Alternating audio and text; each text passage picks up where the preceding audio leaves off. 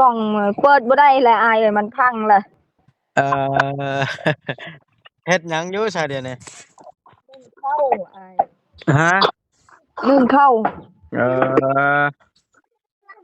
เป็นได้ผัวไปไทยพากเงินมาจักเทื่อแล้วบ่ได้พากอายเขาบอกให้เมื่อเราบ่ได้จำตาไปมื้อนั้นเราเมื่อนี่แหละถอดเฮือนแล้วเราไปเล่นแหละเอาเงินเท่าเกตบ่มีเงินเราก็ได้จำตาบ่ถึกอายเอ้ยจำตาประเทศลาวชื่อประเทศไทยก็บ่เราบ่ได้จำเขาให้เมื่อกลับจำเดี๋ยวนี้นะผัวเจ้าอยู่ไสเดี๋ยวนี้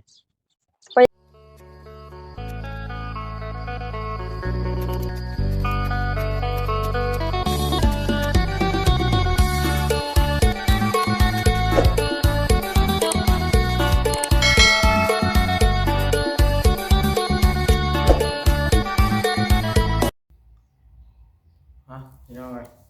อยู่เฮือนมื้อนี้บ่ได้ไปทางใดเฮาก็สิได้โทรหาสาวรจนาพี่น้องเอ้ยถามข่าวสาวรจนาให้ FC เบิ่งนำกันว่าเรื่องราวเป็นจังใดพี่น้องเอ้ยเพราะว่าทางเฮาก็ว่าสิเป็นหาสาวรจนาแต่ว่าทางรถยังแปลงบ่แล้วพี่น้องเอ้ยเนื่องจากโค้งมันคดโค้งห่างมันคดมันบิดเลยแปลงบ่แล้วเฮาก็สิได้โทรหาสาวรจนานำกันพี่น้องเอ้ยให้ FC เบิ่งก่อนอื่นสบายดีเด้อสบายดีสวัสดีพี่น้อง FC เบิดทุกคนเบิดสุหม่องสุบอนนำกันพี่น้องเอ้ยดีไข่รอบนี้เป็นชึงลึงชังหลังพี่น้องเอ้ยเป็นบ่หันจักเลยอากาศร้อนแล้วก็ได้แบบว่ามันยังบ่ดีวัดนะพี่น้องเอ้ยเนาะออกมามื้อนี้เฮาสิมาเว้าเรื่องนี้สิมาติดตามข่าวรจนาให้เบิ่งว่าเป็นจังไดผัวชาวรจนาเพิ่นไปทำงานอยู่ไทยหรือว่ามาแล้วเนาะแต่ว่าทางเฮาก็ยังบ่ฮู้ได้พี่น้องเอ้ยเพราะว่าจากมื้อก่อนน่ะเฮาได้โทรลิ้นนำเพิ่นน่ะผัวเพิ่นน่ะอยู่ไทยพุ่นจักเพิ่นอยู่จังใดกินข้าวกินน้ำจังใดชาวรจนาก็ได้ลูกก็คือว่าเป็นไข้นะตามที่เพิ่นเว้าเนาะข้าวกินก็บ่มีแล้วก็ได้ชาวรจนานะขอข้าวมาเลี้ยงลูกกินนั่นแหละผัวเพิ่นอยู่ไทยตอนนี้นะเลยค่อนข้างจะยากแน่จักหน่อยเดี๋ยวนี้ได้พี่น้องเอ้ยเฮาก็ว่าจะขึ้นหาเพิ่นก็รถยังบ่แล้วว่าจะขึ้นไปเยี่ยมไปถ่ายอัปเดตกันสิโทรเอานี่ล่ะพี่น้องเอ้ยโทรฟังก็ฮู้อยู่ดอกข่าวก็ได้ลำบากสาวรจนาแล้วว่าสิได้ความไทยก็บ่ได้ความนำปะโทรกันเลยพี่น้องเอ้ยบ่ต้องเสียเวลาสาวรจนาสิรับหรือบ่ก็ต้องโทรเบิ่งเนาะเมื่อเอาโทรศัพท์มาโทรกันเด้อพี่น้องโดยเป็นจังไดสบายดีบ่เป็นคือเก่านั่นแหละอายบ่สำบายเฮายังบ่ดีบ่ไข้นะยังอาย โอ้ ว่าจะขึ้นไปยังรถข่อยยังแปลงบ่แล้วอยู่นี่โอ้ยอยู่เฮือนอยู่เนาะเดี๋ยวนี้อยู่เฮือนแหละเราหาก็เพิ่งมามื้อนี้เปิดกล้องเบิ่งดูฮะกล่องเปิดบ่ได้แหละอายเอ้ยมันพังแหละเอ่อเฮ็ดหยังอยู่ซะเดี๋ยวนี้เข้าอายฮะนึ่งเข้าเอ่อเป็นได้ผัวไปไทยพากเงินมาจักเทื่อแล้วบ่ได้พากอายเขาบอกให้เมื่อเราบ่ได้จำตาไปมื้อนั้นเราเมื่อนี่แหละถอดเฮือนแล้วเราไปเล่นแหละเอาเงินเท่าเกตบ่มีเงินเราก็ได้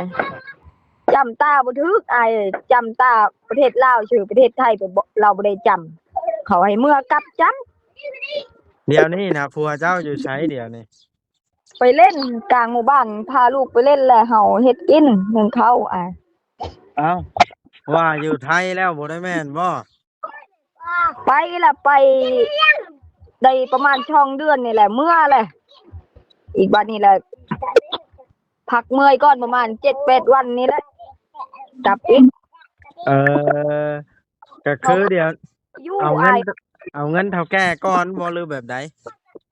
เอาเงินเท่าเกเมื่อก่อนนี่แหละ เอแสดงว่ารับเงินเท่าแก่น่ะมา โดย เอ เขาให้ อ 5,000ก็ค่ารถเมาแน่มากันเลยเราบ่ได้ตาออกนั่นจำตาแต่โตลาวซื่อๆทางไทยเวลาเราบ่ได้จำเราไปเลยบัดนี้แหละเขาบ่ให้อยู่เขาอยากจับ แล้วหลัดพบมาบาดน่ะ ปบมาเท่าเกว่าให้ไปเมื่อกับจำตาก่อนเรียบร้อยก่อนแล้วก็เมื่อมาใช้หนี้เฮาอีกพอได้เงินค่ารถเมื่อเฮือนเราเอาให้ อ๋อแล้วมามื้อใดฮะ มาเมื่อกี้นี่ไอ้ขี่รถไปช่องมือช่องคืนนี่แหละขี่รถเมามา ก็มาฮอดเฮือนมานี้ โอ้ย เออโอ้สร้างเป็นเนาะ มาก็บ่มีเงินเนาะไอ้เอ้ย มันภายในไข่น่ะจะค้นในเฮือนนะ หมดหมู่เลยไอ้เมื่อยชักเลย ไปหาขึ้นกระชีเขาก็ได้เมื่อยแม่ย่า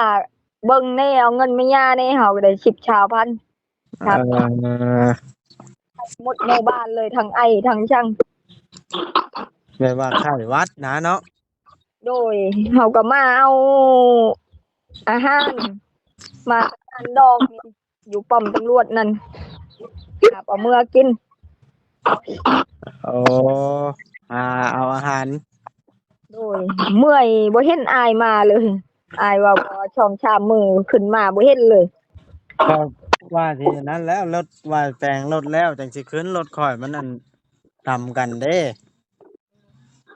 ขนาดดองลูกผู้บ้านก็เฮาบ่ไปเฮาไปกินข้าวปุ้นแล้วเฮาเมื่อเฮาบ่เป็นลูกมื้อนั้น โอ้เมื่อดองลูกพ่อบ้านติดเทือนเจ้าน่ะบ่ เขาเอิ้นให้ไปเอาข้าวฉุกก็เฮาบ่เป็นลูกมื้อนั้นแม่ย่าเบิ่งแหละครัวแหละ เป็นได้สักไข่เริ่มไข่แน่แล้ว ยังบ่ไข้ปานใดล่ะไอ้กลางคืนพื้น เป็นไอเป็นหวัดแหล้วเนาะ จนเฮาไปกินเฮ็ดอันเมาอันนั้นเฮ็ดชอกนั่นอายบ่มีหยังกิน ไปเก็บเฮ็ดอยู่ชวนแม่เฒ่านั่นเมาเฮ็ดเป็นมะเร็มเล็มร้อยเลยบัดนี้ เออแล้วอันนั้นได้ชาเราจะนาผัวเจ้าสิไปมื้อใดบาดน่ะ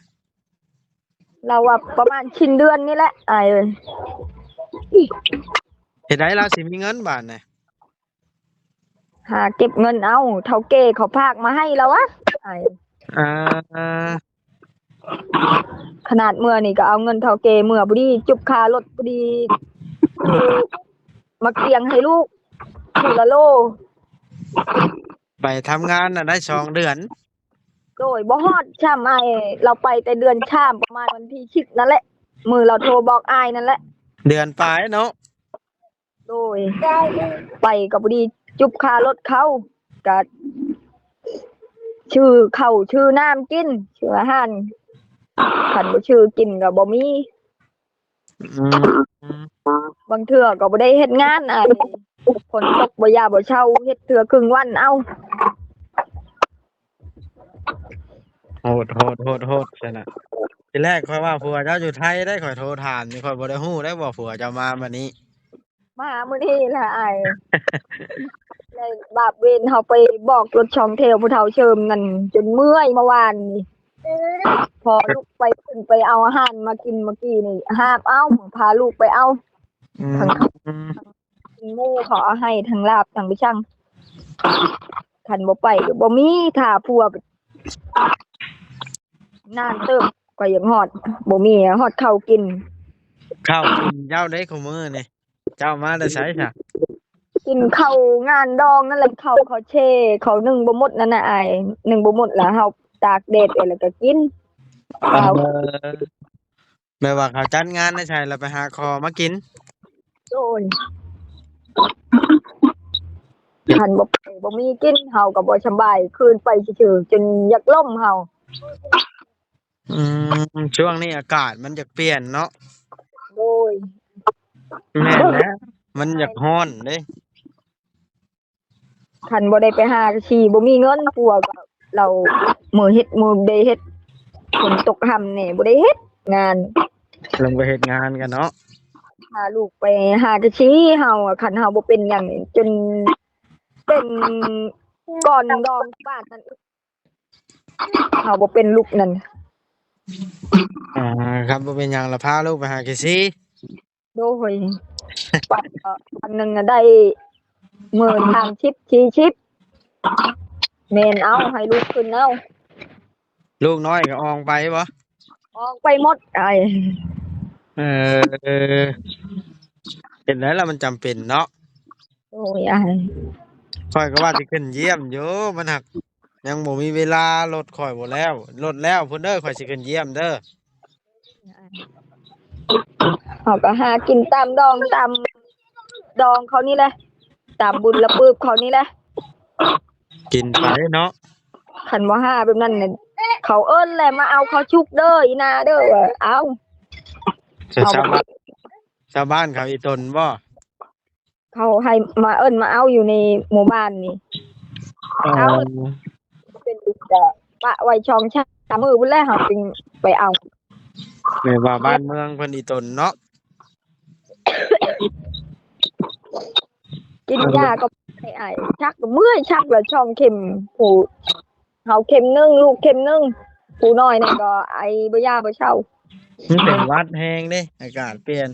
ข่อยยังเป็นไข้หลายมื้อล่ะยังบ่ดีอยู่อืมเอาฉันโอเคเด้อมีเวลาก่อนสิขึ้นไปเยี่ยมเด้อ โอ้ยไอ้ เดี๋ยวรถค่อยแล้วก่อนรถอยู่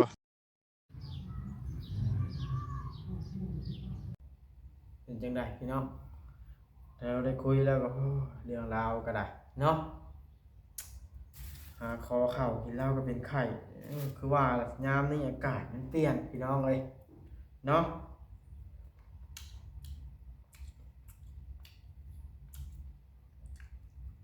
มีแต่ว่าพุ่นแล้วบาดแรงรถมาแล้วที่แรกขึ้นไปเยี่ยมเพิ่นเนาะโอเคพี่น้องไอ้คลิปนี้ก็สิบ่ท่ายืนยาวมีเพียงซำนี้แล้วจังไดก็อยู่ดีมีแฮง FC เบิดทุกคนเนาะสำหรับคลิปนี้เราว่าจะขอจบคลิปลงแล้วเป็นสมองพี่น้องเอ้ยคืออยู่ในความฝันตลอดเดี๋ยวนี้นะเลยเฮ็ดให้ไปใช้มาใช้ก็ยากลำบากขี่รถตามทางนี่จะคืออยู่ในความฝันอยู่กับย่านรถลงคลองญาติบ่ไปใช้ดีกว่าพักพื้นก่อนไข่รอบนี้ไข่วัดกินสมองบ่หรือแบบใดนะนี่ก็เนาะ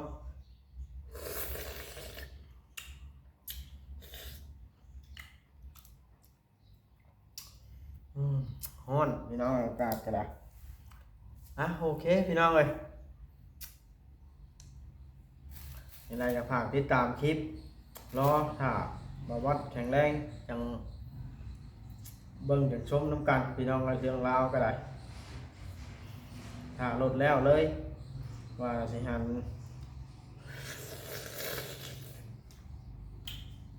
แต่ก็ไปได้เยอะแบบไปก็บ่หันแห้งบ่ได้เราบ่อยากไปซื่อบ๊ายบาย